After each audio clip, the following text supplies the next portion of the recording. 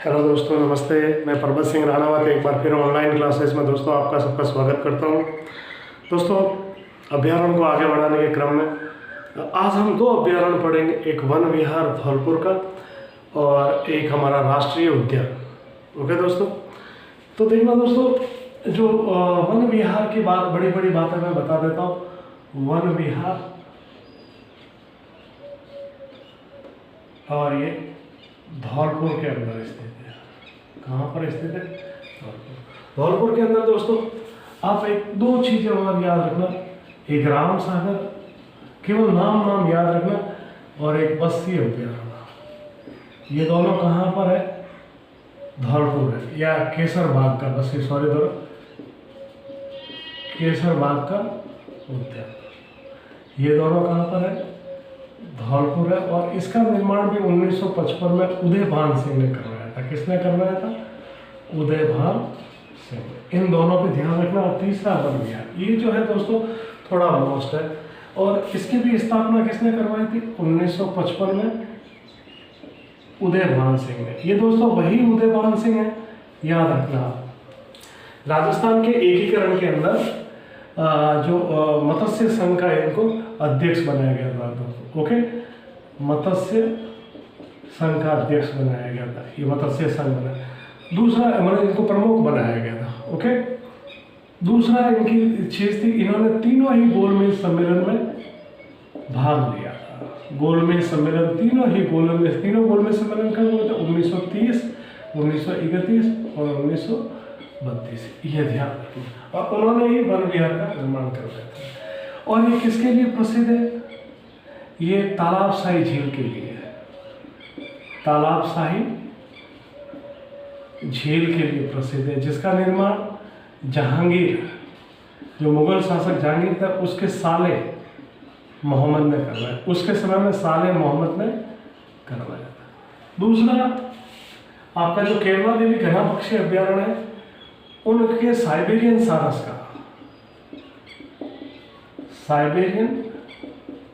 सारस का आश्रय स्थल है। क्या है ये? आश्रय स्थल। तो ये इसकी बड़ी बड़ी चीजें दोस्तों याद रखना। वन विहार धौलपुर निर्माण कब किया था? 1955 में। किसने किया था? उदयभान सिंह ने। मत्स्य संघ के राष्ट्र प्रमुख रहे थे। ठीक है, तीनों गोलमेज सम्मेलन में भाग लिया था 1930-31। तालाबशाही झील के लिए प्रसिद्ध वन विहार, जिसका निर्माण जहांगीर के साले मोहम्मद ने करवाया था। साइबेरियन सारस का दूसरा आश्रय स्थल है। और इसी का याद रखना कि धौलपुर के अंदर एक राम सागर और केसर बाग जो अभ्यारण्य है वो भी है, धौलपुर में ही है। नाम याद रखना राम सागर का, जो आपके उदयभान सिंह ने 1955 में निर्माण करवाया था। अब दोस्तों मैं दूसरा आता हूँ। जैसा मैंने आपको कहा था स्टार्ट में कि हम एक जैसलमेर का राष्ट्रीय उद्यान पढ़ेंगे, जो काफी प्रसिद्ध है दोस्तों। देखना, राष्ट्रीय उद्यान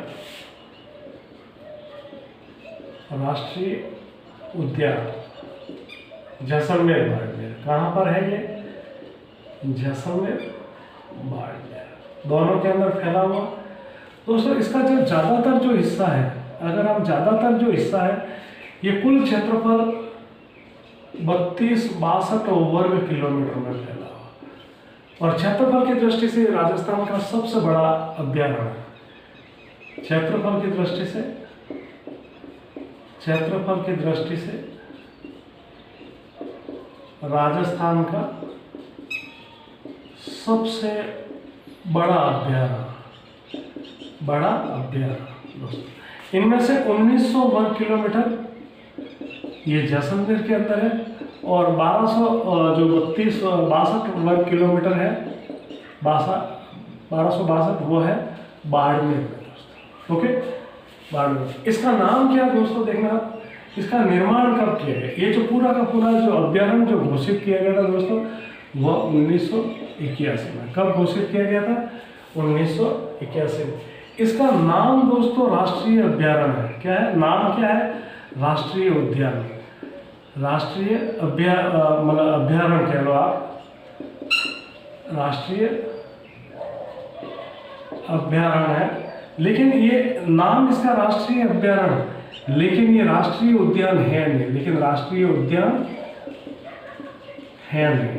अब राष्ट्रीय उद्यान कौन कौन से, उसमें आपको याद रखना, एक तो हमारा रणथंभौर है, एक केवलादेव पक्षी अभ्यारण्य है, ठीक है ना, और एक याद रखना आप किसको, दर्रा को याद रखना। ये हमारे के तीनों क्या है, राष्ट्रीय उद्यान है। लेकिन इसका नाम राष्ट्रीय उद्यान है राष्ट्रीय उद्यान। और ये प्रश्न कई बार पूछा गया, याद रखना आप, ये प्रश्न ज्यादा पूछा गया। क्षेत्रफल की दृष्टि से सबसे बड़ा कितना है, कि जैसलमेर में कितना, 1992 में कितना।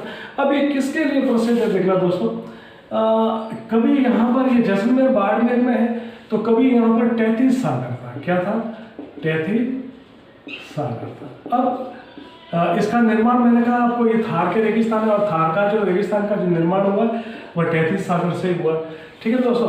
अब यहाँ पर समुद्र के अंदर पाए जाने आकल गांव के अंदर कुछ वनस्पतियां मिली, जिसमें उनके जीवाश्म मिले, जिन्हें हम आकल वुड फॉसिल्स कहते हैं, वुड फॉसिल्स कहते हैं, या आप काष्ठ जीवाश्म कहते हैं, लकड़ी के मिली काष्ठ जीवाश्म कह सकते हैं।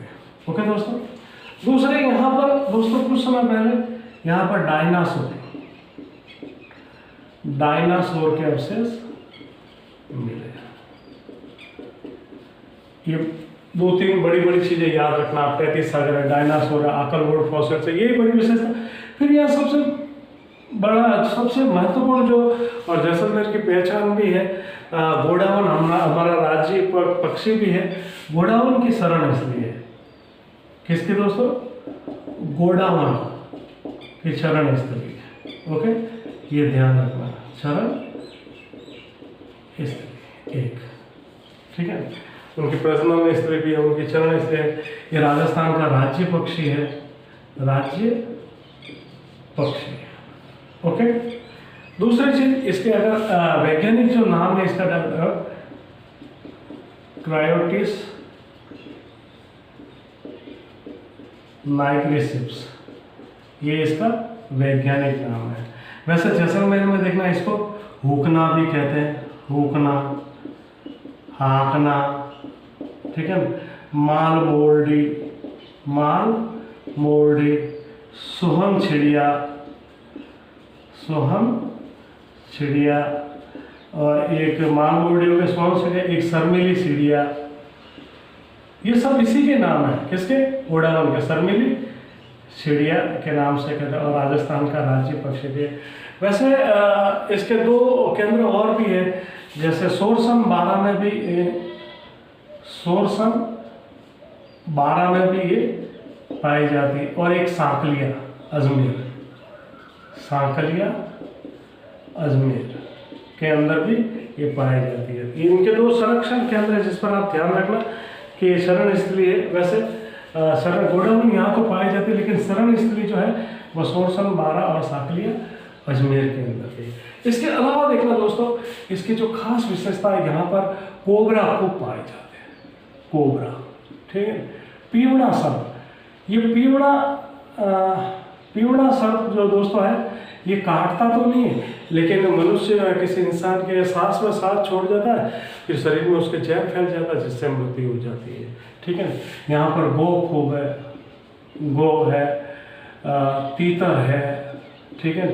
स्पेन गौरैया है, ये यहाँ पर खूब पाए जाते हैं। बिच्छू है, ठीक है, खूब पाए जाते हैं, ये ध्यान रखना। इसका पाए जाने का कारण क्या है कि रेगिस्तान की जो जमीन है वो दिन में बहुत तेजी से गर्म होती है, अंदर होता है, रात को बहुत ठंडी होती है, फिर रात को ये इनको ज़्यादा देखा जाता है जब ये बाहर निकलते हैं दोस्तों। ओके। एक दोस्तों बोलते यहाँ पर विदेशी पक्षी डेमोसिल क्रैन या तीतर बोल दो आप, ठीक है ना, या इसको इंडियन ग्रेट बस्टर्ड भी कहा जाता है, इंडियन ग्रेट बस्टर्ड भी कहा जाता है। तो ये इसकी खास विशेषता दोस्तों, इस पर ध्यान रखना, ठीक है। खास मुख्य विशेषता, राष्ट्रीय उद्यान कहाँ पर है दोस्तों, जैसलमेर बाड़मेर। कहाँ पर है दोस्तों, जैसलमेर बाड़मेर। ओके, जैसलमेर बाड़मेर में कितने वर्ग क्षेत्र में मिला हुआ, 32-62 में। क्षेत्रफल की दृष्टि से ये राजस्थान का सबसे बड़ा अभ्यारण्य, कितना है, 32-62। इसका नाम राष्ट्रीय उद्यान है, लेकिन है ये राष्ट्रीय उद्यान नहीं, या राष्ट्रीय अभ्यारण्य नहीं है। ठीक है, यहाँ पर 33 सागर के अवशेष मिले। 33 सागर से इसका निर्माण हुआ। आकल गांव के अंदर वुड फॉसिल्स पर कास्ट जीवाश्मों पे डायनासोर के अवशेष पाए गए। ठीक है ना। घोड़ावण जो राजस्थान का राज्य पक्षी है वो यहाँ पर खूब पाया जाता है। ठीक है, इसका वैज्ञानिक नाम क्रायोटिस नाइग्रिसिप्स है। इसे हुकना भी कहा जाता है, हाकना भी कहा जाता है, माल मोरडी भी कहा जाता है, सोन चिड़िया भी कहा जाता है, शर्मीली चिड़िया भी कहा जाता है, सोरसन बारासन। दोस्तों हाल ही में 2020 में इसके खूब इन्होंने ज़्यादा से ज़्यादा अंडे दिए। इसका कारण बताया गया कि जो अभी जो वर्तमान जो टाइम चल रहा है, यहाँ पर टिड्डियों के हमले ज़्यादा हुए और उन टिड्डियों को खा के इसकी प्रजनन क्षमता बढ़ी, जिससे ये राजस्थान में बढ़ने की संभावना है। देखना यहाँ कौन कौन से जानवर पाए जाते हैं। कोबरा है, पीवड़ा है, अपना गो है, कौन से है, गो है, तीतर है, स्पेन गोरैया है, बीचू है, खरगोश है। ठीक है दोस्तों, ये ध्यान रखना। डेमोसिल क्रेन विदेशी पक्षी यहाँ पर आता है, जिससे तीतर या इंडियन ग्रे बस्टर्ड के नाम से भी जाना। तो ये थी दोस्तों हमारे आज के टॉपिक की महत्वपूर्ण बात है, और इन्हीं से प्रश्न आता है दोस्तों, अक्सर यहीं से पूछा जाता है। आपको ध्यान रखना। एक दोस्तों बता देता हूँ आपको कि इसको राष्ट्रीय उद्यान कब बनाया था, तो 1981 में। दोस्तों ध्यान रखना, क्योंकि सेकंड ग्रेड एग्जाम में अमूमन डेटा आज पूछ लिया जाता है, कब बना, कैसे है। अक्सर मैंने उनकी थीम को देखा है, तो ये ध्यान रखना दोस्तों। अगर मेरी क्लास आपको बहुत अच्छी लगे तो लाइक, शेयर एंड सब्सक्राइब दोस्तों जरूर बनता है, और अपने दोस्तों से भी कहें ज़्यादा से ज़्यादा इस वीडियो को देखें। नमस्ते।